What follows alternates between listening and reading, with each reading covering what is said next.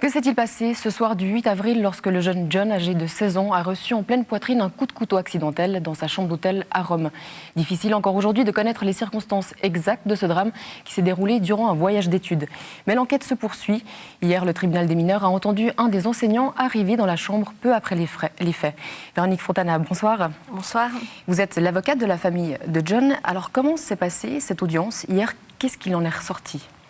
L'audition d'hier n'a pas révélé d'éléments qui viendraient en contradiction avec les témoignages qui ont été recueillis jusqu'à ce jour par le tribunal des mineurs et par la police en Suisse. Tous les témoins plaident actuellement la thèse de l'accident. Mais que vous a dit cet enseignant hier? Est-ce qu'il a pu comprendre par lui-même aussi un peu plus ce qui s'était passé?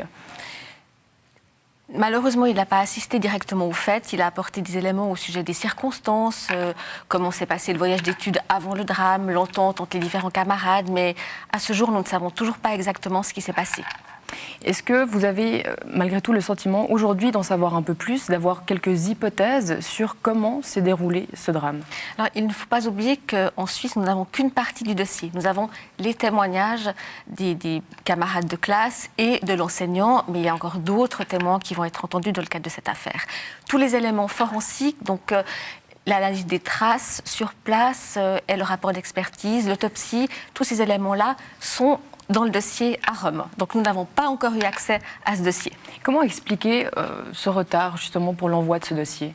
Le tribunal des mineurs a demandé la délégation de la compétence pour l'instruction et le jugement aux autorités italiennes par l'intermédiaire de l'Office fédéral de la justice à Berne. Donc c'est la procédure prévue par l'entraide internationale en matière pénale.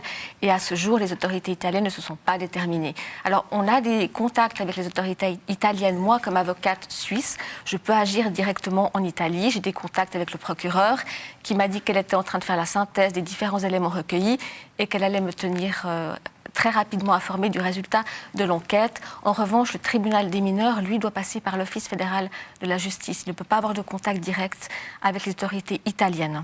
Mais très concrètement, qu'est-ce que vous espérez apprendre de ce dossier italien?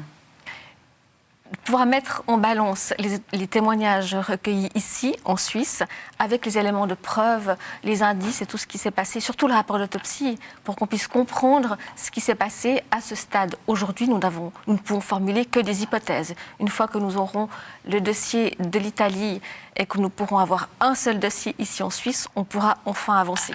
Alors justement, quelles sont les prochaines étapes? Vous avez dit que vous alliez justement entendre d'autres témoins. Quels sont les témoins qu'il faut encore entendre aujourd'hui? En tout cas, les autres enseignants qui étaient présents lors de ce voyage d'études. Et vous m'avez demandé les prochaines étapes.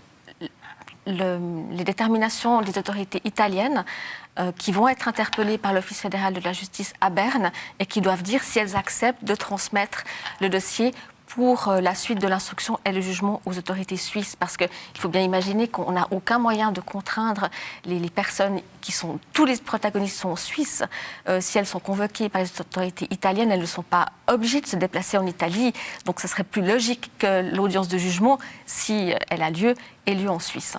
Est-ce que vous avez l'intention, par exemple, de réauditionner les jeunes qui étaient dans la chambre avec John lorsque ce drame s'est produit? Eux, ils disent n'avoir rien vu, mais est-ce que vous pensez qu'il y aurait encore quelque chose à en sortir? Alors, de toute façon, au niveau de l'instruction, je ne pense pas que ces témoins vont être réentendus, à moins qu'on le demande expressément et qu'on précise les questions qu'on souhaite encore leur poser. Mais s'il y a une audience de jugement, ces enfants-là seront réentendus. Très rapidement, pour conclure, vous avez déposé une plainte contre un inconnu qui pourrait être finalement reconnu coupable dans cette affaire au vu des éléments que vous détenez aujourd'hui? Il est un peu tôt de pouvoir répondre à cette question. Et ce qu'il faut savoir, c'est que le dépôt de la plainte est un acte de procédure qui nous permet d'avoir accès à l'entier du dossier et qui nous permet d'agir activement dans le cadre de la procédure. Véronique Fontana, merci beaucoup pour ces précisions. Très bonne soirée.